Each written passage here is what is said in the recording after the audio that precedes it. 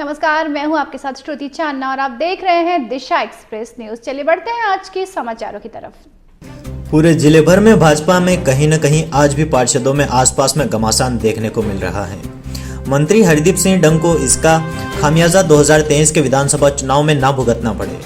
नगरीय निकाय चुनाव में सीतामऊ में पार्षदों की नाराजगी कहीं न कहीं आज भी देखने को मिल रही है। नगर अध्यक्ष के शपथ ग्रहण कार्यक्रम में 5 पार्षदों की अनुपस्थिति होना कहीं न कहीं कई प्रश्नों को जन्म देती है। दिशा एक्सप्रेस ने ऐसे कई सारे प्रश्नों के जवाब मांगे। हमारे सहयोगी योगेश गिरोटिया ने पूर्व नगर पालिका अध्यक्ष व वर्तमान में वार्ड क्रमांक 4 के पार्षद अनिल जी पांडे से करी खास चर्चा। देखिए यह रिपोर्ट। मैं योगेश गिरोटिया सीतामऊ से दिशा एक्सप्रेस के लिए। आइए हम बात करते हैं, आज जनता के कुछ अनसुलझे सवालों का जवाब ढूंढने की कोशिश करते हैं। हमारे साथ अभी मौजूद है पूर्व में नगर पालिका अध्यक्ष रहे, वर्तमान में वार्ड क्रमांक 4 से भाजपा के पार्षद और भाजपा के वरिष्ठ नेता अनिल जी पांडे।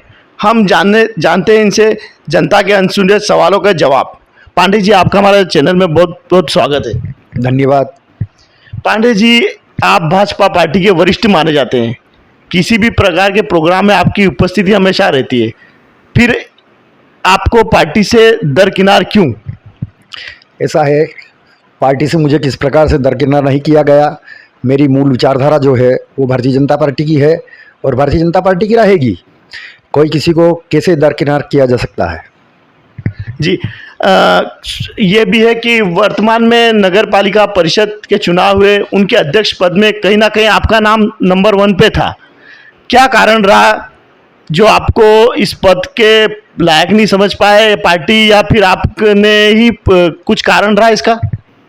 ऐसा है कि नगर परिषद के चुनाव में सीतामऊ नगर की जनता ने बड़े उत्साह के साथ मतदान किया और हमारी आशा के अनुरूप 15 में से 14 पार्षद मेरी विचारधारा के चुन करके आए और जिस दिन चुनाव के परिणाम थे उस दिन सीतामऊ नगर का माहौल देखने लायक था।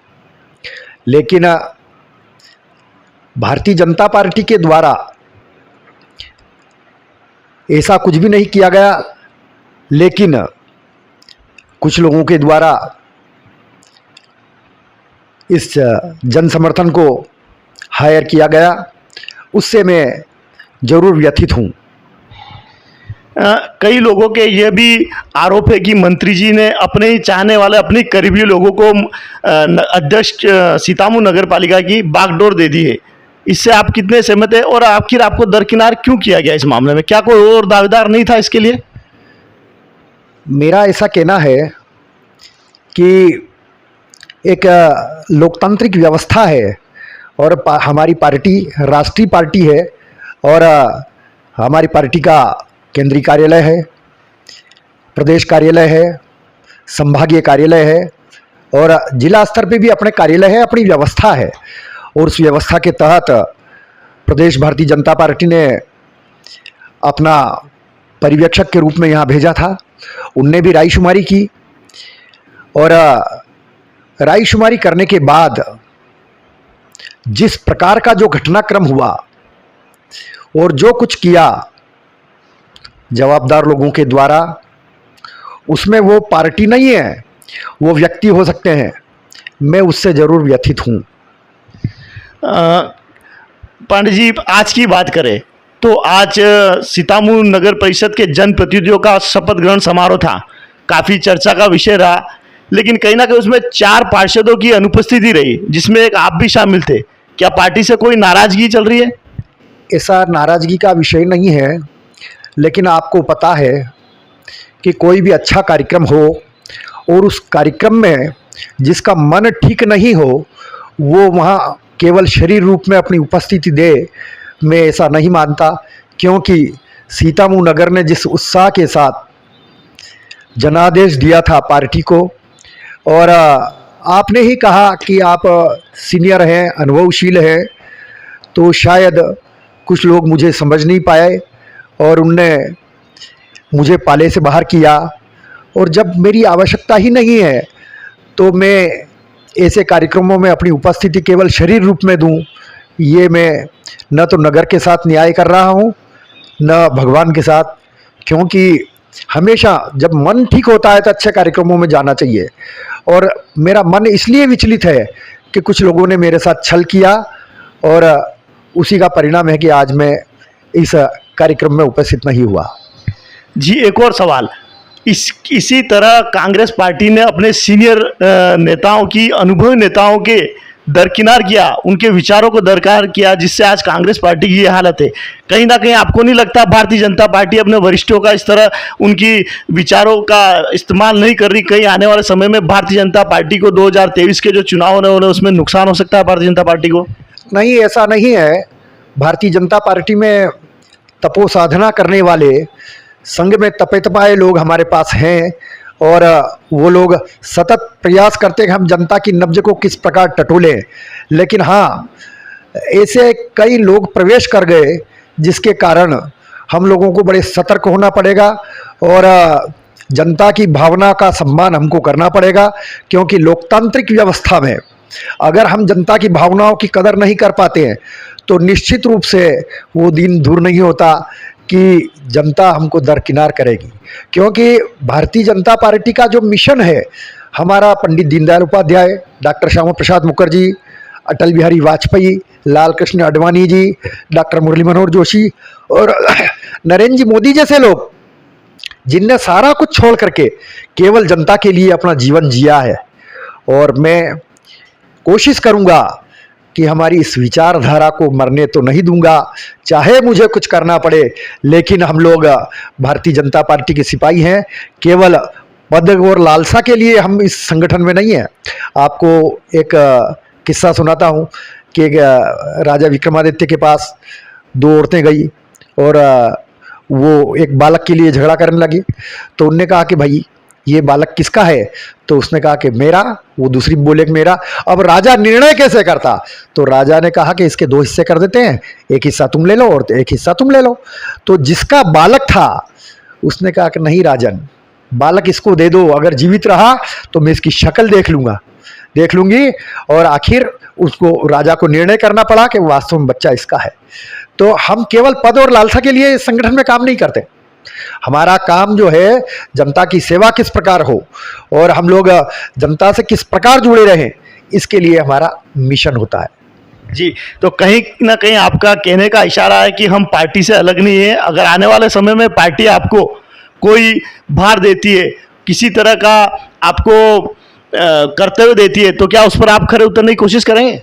निश्चित रूप से। जिस दिन भारतीय जनता पार्टी की स्थापना हुई थी उस समय शायद मैं 14 वर्ष का था, लेकिन उस समय भी मुझे भारतीय जनता पार्टी युवा मोर्चे का सीतामऊ तहसील का उपाध्यक्ष बनाया था।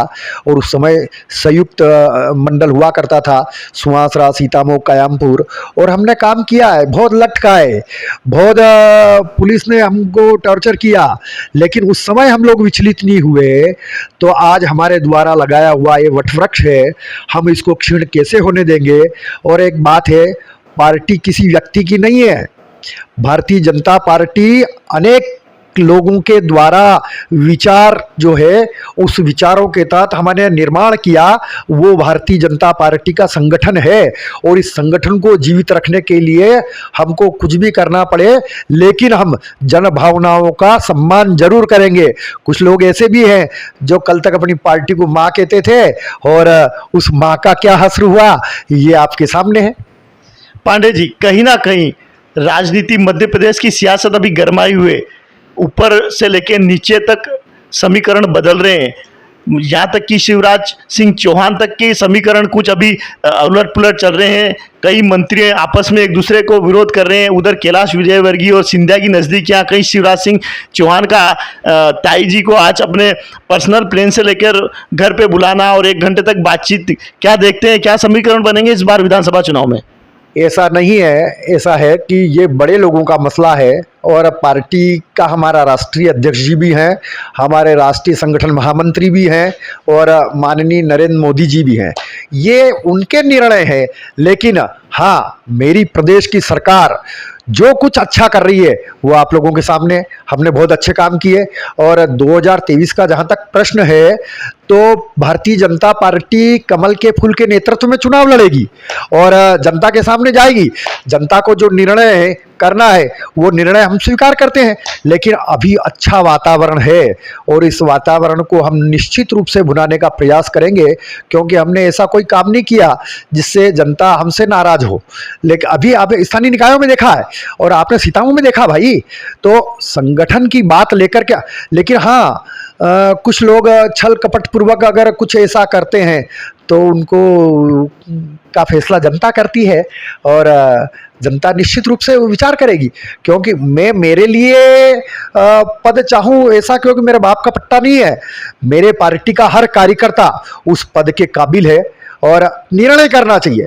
जिन लोगों को निर्णय करने के लिए बिठाया, ऐसे लोग निर्णय करें।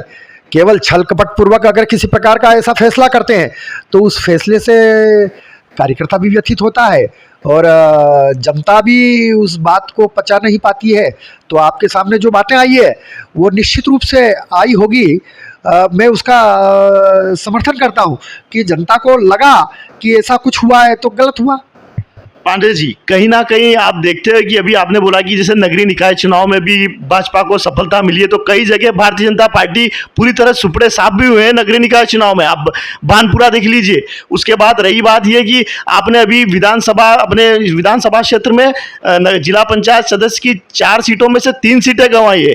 तो आप ये मत बोलिए कि जनाधार मजबूत है। जनाधार कहीं ना कहीं ग्रामीण क्षेत्रों में आक्रोश है आप लोगों के लिए। तो पार्टी अगर अपने ऐसे वरिष्ठ लोगों के समय रहते अगर विचारों पर ध्यान नहीं देगी तो ये दिन दूर नहीं कि भारतीय जनता पार्टी भी इसको खामियाजा भुगतना पड़ेगा, जिस तरह का आज कांग्रेस पार्टी भी खामियाजा भुगत रही है। इसमें क्या कहेंगे आप? ऐसा नहीं है, आपको जानकारी होगी। हम कथा भागवत सुनने जाते हैं तो कहते हैं अत्याचार करना और अत्याचार सहना दोनों पाप के भागी हैं। अगर जो कुछ हुआ है, हमारी कहीं कमियां रही हो तो हम लोगों को कहीं असफलता भी मिली और कहीं सफलता भी मिली, लेकिन कुल मिलाकर के हमको सफलता ज़्यादा मिली है। और जहां ऐसा हमको असफलता मिली है उसके लिए हम मंथन कर रहे हैं। और मैं भी व्यक्तिगत रूप से माननीय प्रदेश अध्यक्ष जी से मिला, प्रदेश के माननीय संगठन मंत्री जी से भी मिला और आगे भी मेरे द्वारा मेल भी किए गए, मेरे द्वारा पत्र भी भेजे गए और मैं व्यक्तिगत मिलने का प्रयास भी कर रहा हूं कि हमारी जो कमियां हैं हम कमियों को दूर करने का प्रयास करेंगे। अगर हम लोगों ने कमियां दूर नहीं की और जो कुछ ऐसा चलता रहा तो नुकसान होने की संभावना रहती है। लेकिन हम कोशिश करेंगे। अभी एक वर्ष बाकी है और इस वर्ष में अगले नवंबर तक विधानसभा के चुनाव होना है। तो भारतीय जनता पार्टी ने अपनी व्यवस्था की है और उस व्यवस्था के तहत हम पूरे प्रदेश में बूथ स्तर तक जाएंगे और हमारे बूथ स्तर का जो कार्यकर्ता है उसको मजबूत करने का प्रयास करेंगे।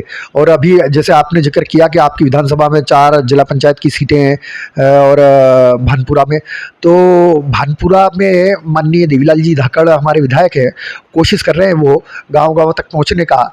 चूंकि पंचायत स्तर के जो चुनाव थे वो सिंबल स्तर के नहीं थे और सिंबल नहीं होने के कारण हमारी पार्टी के ही कुछ लोग आमने सामने चुनाव लड़े और उसका नुकसान हमको उठाना पड़ा।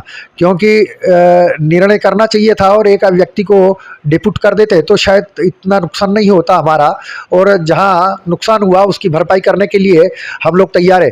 क्योंकि चुनाव के पूर्व ऐसा कुछ घटनाक्रम होता है तो उससे हमको बल मिला है और हम उस स्थिति से संभलने का प्रयास पूरा करेंगे और निश्चित रूप से 2023 में पुनः भारतीय जनता पार्टी की प्रदेश में सरकार बने, ऐसा प्रयास हमारा रहेगा। तो ये थे हमारे साथ अनिल जी पांडे, वर्तमान में वार्ड क्रमांक 4 से पार्षद हैं और भाजपा के वरिष्ठ भी हैं। और कहीं ना कहीं भारतीय जनता पार्टी में भी असंतोष की एक लहर देखी गई है। जिस प्रकार आज शपथ ग्रहण समारोह में 4 पार्षद नहीं रहे उपस्थित, और कहीं ना कहीं भाजपा को इससे सीख लेनी चाहिए कि भाजपा को अपनी वरिष्ठजनों को वो सम्मान दे। नहीं तो वो दिन दूर नहीं जब कांग्रेस ने भी अपने वरिष्ठजनों को सम्मान नहीं दिया था और आज की इस स्थिति में कांग्रेस पार्टी है। दिशा एक्सप्रेस के लिए सीतामऊ से योगेश गिरोटिया।